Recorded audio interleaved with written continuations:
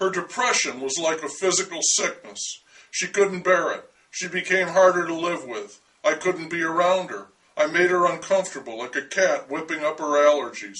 She would pace when I came over, or avoid me altogether, shut up in her room, puffing on her smokes.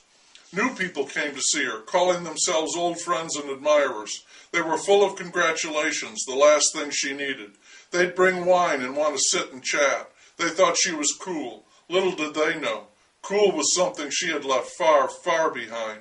They wondered who I was. Her agent? No, just some guy. She stopped answering the phone. She got her number changed, no listing. She moved to a new apartment, unannounced. She did her best to leave no tracks. She wanted to be left alone. According to her contract, she had to make appearances to promote her book. She came back from them angry and in tears. Why? Because people loved her book. They loved her. She and the book had become something of a cult item. Success nearly killed her. All that adulation ate her up. She became a sullen recluse. She lost weight she couldn't afford to lose. She became obsessed with the idea that people were trying to take her picture. I still went to see her, but not because she invited me. And she never visited my place. She didn't like my place. I was real there. So it went. She did not want to be loved.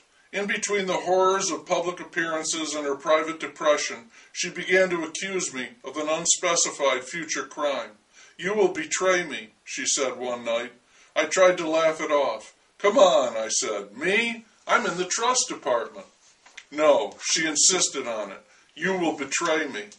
It was a stiff accusation for a Friday night, and I was running out of patience. I asked for clarification. "What betray? What do you mean betray? How do you figure?" "You know perfectly well what I mean," she said coolly, unsmiling. I couldn't figure it out. I didn't want to figure it out. She was setting our roles, casting our drama. I was Peter, waiting for the cock to crow. She was the sainted martyr. I wanted no part of that.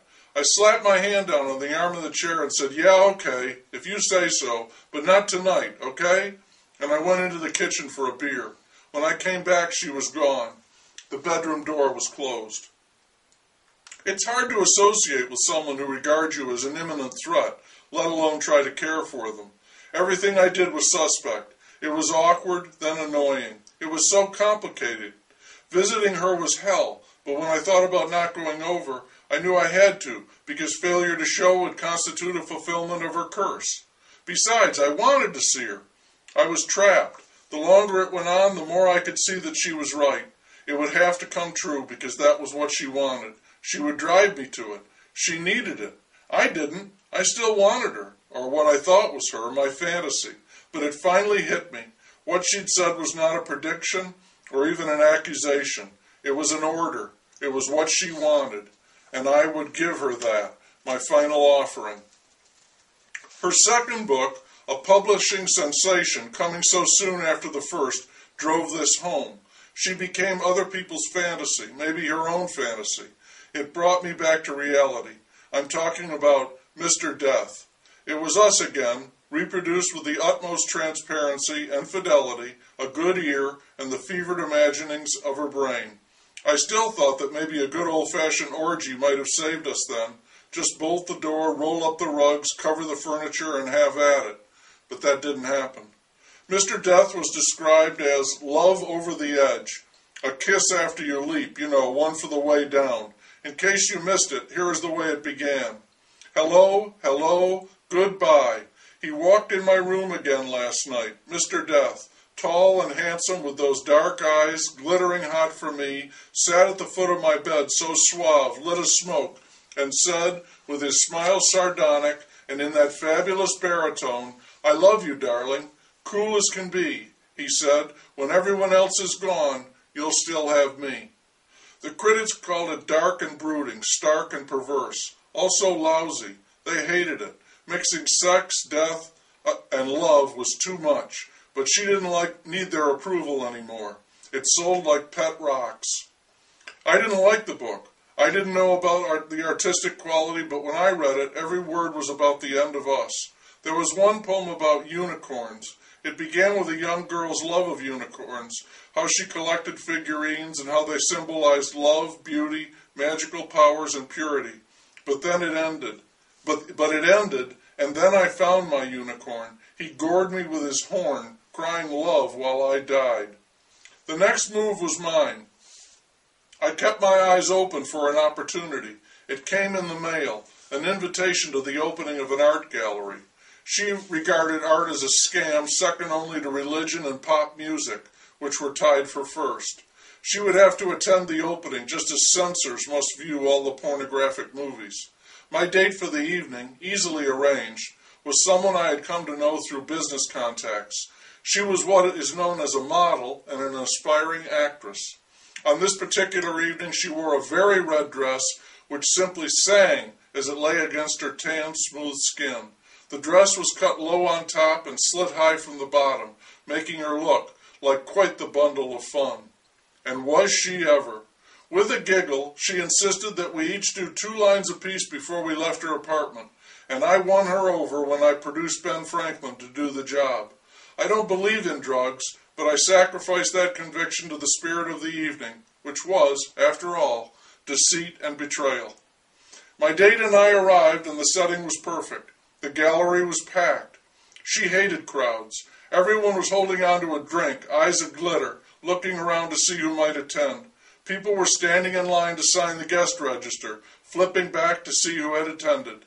The walls were covered by works that had titles like Number 7462 and End of the World, Take 2. I saw her, alone, of course, sliding along the walls on the outside of the crowd, skimming like a water bug from one work to the next. Gently I steered my companion on a collision course.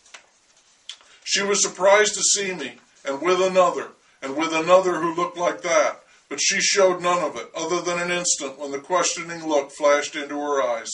Then the blank disinterest. But I knew she had been right. I was one of them. All along, I'd been one of them. And now, without question, I was admitting it, declaring it. Hell yes, here I am, and I am one of them. I made the introductions glibly. My companion fluttered a hand to her delectable 2-scoop chest, smiled and tossed her mane like countless wild horses and movie stars have done before her, and said, "Isn't this super?" "Yes, that's it exactly," she said. "I've been searching for the right word, and there it is. You've summed it up. It's super. I'll be seeing you," she said, and she walked off without another look. "What's wrong with her?" my date said. "Old flame," I said. She laughed. "Really?" she said. "She doesn't look like your type." I put my arm around her. "She's not," I said, into her ear. To relate the end of it, I have not seen her since. I escorted my date home that night, and to complete the performance with a flourish, I took her at the foot of the bed, wildly, with my pants curled around my ankles, my shoes still on. Yes, I wore protection. I told you, I'm a banker. I left her telling me how incredible I was, and could I bring the little tin box on the coffee table when I came back. I slipped out quietly, locking the door behind me. It was 4 a.m. I was lucky. A taxi came by and I hailed him. I was just getting in when the lady threw a window open, stuck her head out into the night and bellowed, "Where do you think you're going, you motherfucker?" The empty street emphasized the shrillness of her voice. I didn't reply. I didn't blame her. Getting into the cab, I said, "Parting is such sweet sorrow. I guess some of that poetry must have rubbed off." "Ain't it the truth?" said the driver, starting the meter. "Where to?" She hasn't written another book yet, and I would know. I've been looking. Me, the big poetry fan. It's been months, 4, 5, 6, a year. I expect to see it any day, something like Turncoat or Judas Was a Man. I won't like it, but at least it would be some word from her. She's probably alone now. I'm sure she's miserable and therefore content. I can see her with a cigarette and a cold cup of instant coffee, milk, no cream, no sugar, wearing a man's shirt. Not mine. She was a real screwball, all right. I miss her.